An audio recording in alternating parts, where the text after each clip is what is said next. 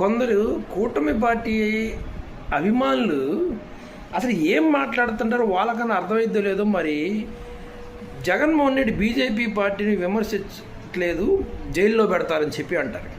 అంటే బీజేపీ పార్టీని విమర్శిస్తే జైలు పాలు చేస్తారా? అంటే బీజేపీ నైతికత గురించి వాళ్ళు ఇండైరెక్ట్గా అట్లా చెప్తున్నారా? విమర్శలు చేస్తే జైల్లో పెడుతుంది, విమర్శలు చేయకుండా ఉంటేనే బయట ఉంటారని చెప్తుందా? అంటే ఇప్పుడు దేశం మొత్తం మీద ప్రతిపక్ష నాయకుల మీద కేసులు పెట్టి జైలుకి పంపిస్తూ ఉన్నారు. కేవలం వాళ్ళని విమర్శిస్తున్నారు కాబట్టి, వాళ్ళకి వ్యతిరేకులు కాబట్టి అన్యాయంగా వాళ్ళని జైలుకి పంపిస్తున్నారని చెప్పి వీళ్ళు ఇండైరెక్ట్గా చెప్తున్నారా? రేపు జగన్మోహన్ రెడ్డి గారు విమర్శించినప్పుడు అదే పని చేస్తారని.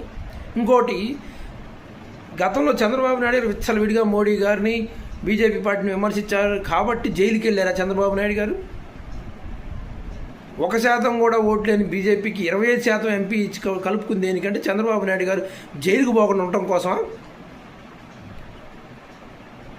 ఇంకొకటి, జగన్మోహన్ రెడ్డి గారు ఏ విషయం మీద బీజేపీ పార్టీని విమర్శించాలి అని అంటే ప్రజా సమస్యల మీద, బీజేపీ చేస్తున్న అన్యాయం మీద, ఆంధ్ర రాష్ట్రానికి చేస్తున్న అన్యాయం మీద అంట. మరి మీరెందుకు విమర్శించట్లేదు అంటే మేము పొత్తులో ఉన్నాం కాబట్టి విమర్శించట్లేదు అని. మరి ప్రజలకు అన్యాయం చేసే పార్టీతో మీరెందుకు పొత్తులో ఉన్నారా అంటే గెలవడం కోసం అంటారు. ప్రజలకు వ్యతిరేకంగా పనిచేస్తున్న బీజేపీ పార్టీ మీరు పొత్తులో ఉంటే బీజేపీ మిమ్మల్ని ఏ విధంగా గెలిపిస్తుంది? ప్రజల మద్దతు లేకుండా బీజేపీ పార్టీ ఏ విధంగా మిమ్మల్ని గెలిపిస్తుంది?